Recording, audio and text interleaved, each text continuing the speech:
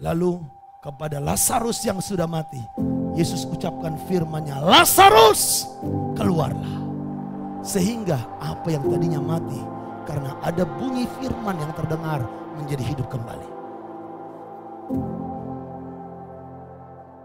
Sebab firman Allah tidak mungkin gagal, sekalipun langit dan bumi berlalu, tetapi perkataanku tidak akan berlalu.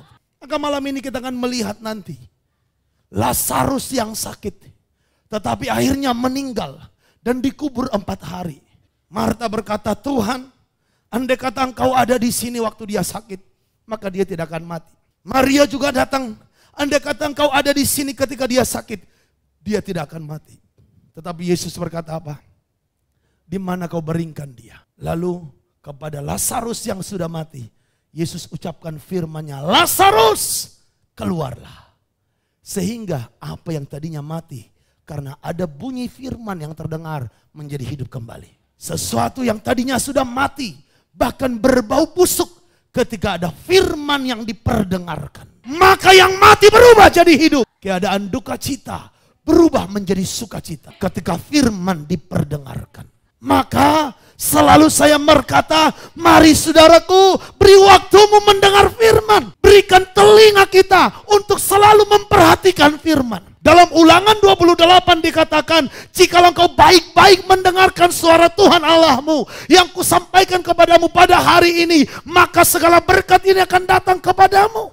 Firman yang diperdengarkan mengubah hidup kita. Saya berdoa dari segala firman, dari segala janji Tuhan yang baik, yang pernah kamu dengar, yang pernah kamu baca, yang pernah kamu doakan untuk terjadi dalam hidupmu, tidak ada yang tidak dipenuhi. Semuanya dipenuhi. Amen. Semuanya digenapi. Amen. Semuanya terjadi. Amen. Dalam nama Yesus. Dalam nama Yesus. Amin. Amin. Dari segala yang baik yang dijanjikan Tuhan, berikan seluruh fokusmu memperhatikan firman. Amin. Karena hanya tepat seperti firman yang akan terjadi. Jikalau kita misunderstanding dengan firman, maka nggak terjadi apa-apa. Sekali lagi, tepat seperti yang difirmankannya. Maka kalau orang gagal paham firman, dia akan gagal mengalami mujizat. Kalau orang gagal mengerti firman, dia gagal mengalami pertolongan Tuhan. Karena Tuhan memberikan tepat seperti yang difirmankannya. Perhatikan kalimat ini. Ternyata keadaan itu sengaja Tuhan izinkan terjadi juga supaya murid-murid belajar percaya. Seringkali keadaanmu Tuhan izinkan makin hancur. Hidupmu seperti kandas supaya apa? Kamu belajar percaya. Lazarus yang tadinya sakit, Tuhan izinkan sampai mati supaya murid-muridnya belajar percaya. Ada masa keadaan kita seolah-olah dibiarkan Tuhan. Seolah-olah tidak ditolong Tuhan. Seolah-olah Tuhan jauh dari kita. Apa sih tujuannya? Apakah Tuhan tidak peduli dengan kita? Bukan. Apakah Tuhan tidak mengasihi kita? Bukan. Dia mengasihi kita. Dia peduli dengan kita. Tapi Tuhan izinkan keadaan itu terjadi supaya kita belajar percaya.